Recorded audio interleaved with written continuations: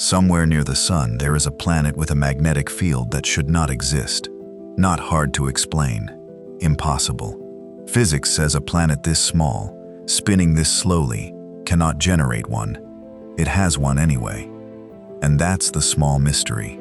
The big one is what happened to this planet to make it this way, because the evidence says something tore it apart. Today, we're treating this planet like a crime scene. We're going to walk through the evidence, the leading suspect, and the one piece of evidence that breaks the whole case wide open. And the twist: the answer might not arrive from a textbook. It might arrive in the next few months, live, from a spacecraft that's almost there. Here's fact one, and I need you to hold on to it, because it comes back later. Mercury is the smallest planet in the solar system. 2 moons in our solar system are bigger than it. And yet, squeeze all its material down, ignore the size completely. Its density rivals Earth's, a planet 15 times bigger. Now hold on to a second fact. Mercury flies around the sun at 47 kilometers per second, faster than any other planet. A year there is 88 days, but its spin is nearly frozen. One full day, sunrise to sunrise, takes 176 Earth days. A single day on Mercury outlasts an entire year on Mercury. This creates something so strange it sounds fake. At certain points on Mercury, the sun rises, stops, reverses, sinks back down, and then rises again. It's real, it's predictable, and it's a direct result of the paradox we just described. But that sunrise isn't even the strangest thing about this planet's relationship with time and space. Because there's something invisible surrounding Mercury that shouldn't be there at all. And that's where this investigation actually starts. Here's the payoff from part 1. The invisible thing surrounding Mercury is a magnetic field. Mariner 10 found it in 1974. And by the physics we know, it shouldn't exist. Mercury spins too slowly, and its core is too small. It exists anyway. And in 2011, scientists found something even worse.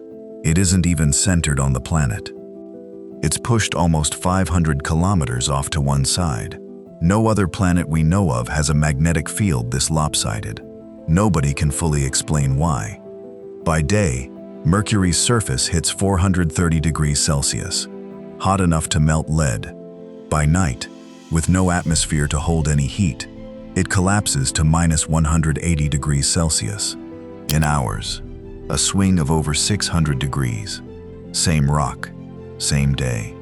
And in the permanently shadowed craters at Mercury's North Pole, places sunlight has never touched, radar has detected billions of tons of water ice, a few hundred kilometers from ground hot enough to melt metal.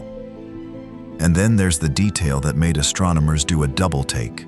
Mercury has a tail, like a comet. Solar radiation is so intense here that it physically knocks sodium, calcium, and potassium atoms off the surface. The solar wind stretches them into a glowing trail, millions of kilometers long. A solid iron planet, behaving like a melting block of ice.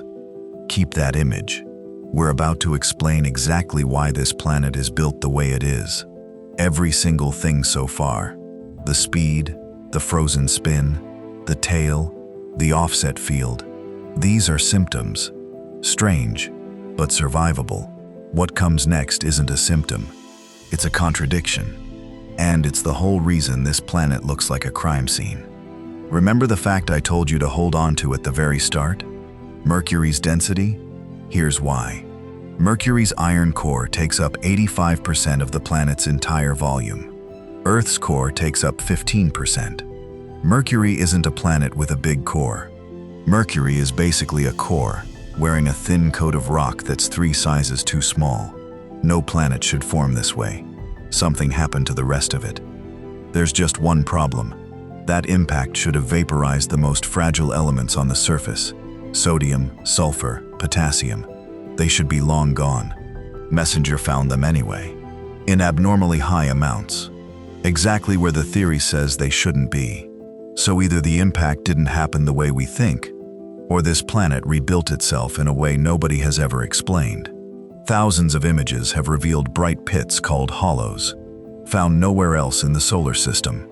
They look young, which means Mercury's surface isn't a 4 billion-year-old fossil.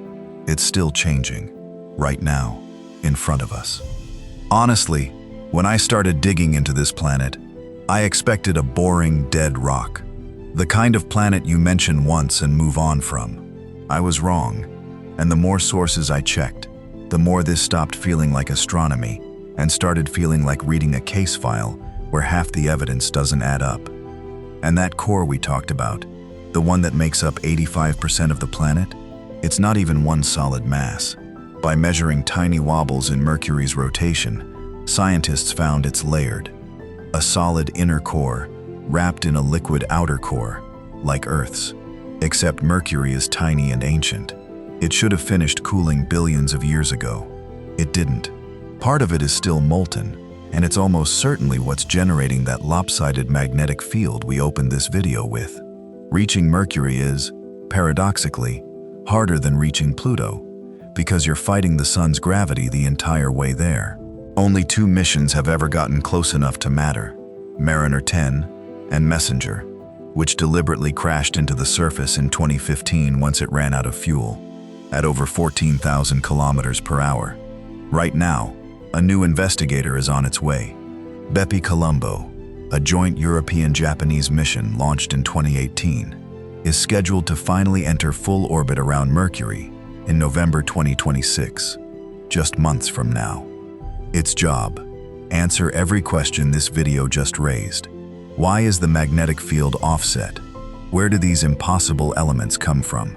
Is the surface still moving today? So, should Mercury exist the way it does? Honestly, we still don't fully know. What we do know, it exists against the odds, carrying the scars of a violence we don't fully understand, powered by a heart of molten metal that should have stopped beating billions of years ago. In a few months, for the first time in a decade, human instruments look at this planet with fresh eyes again. Maybe they confirm everything we just said. Maybe, like Messenger before them, they destroy it completely. Either way, the case stays open, and when it moves, you'll be the first to know.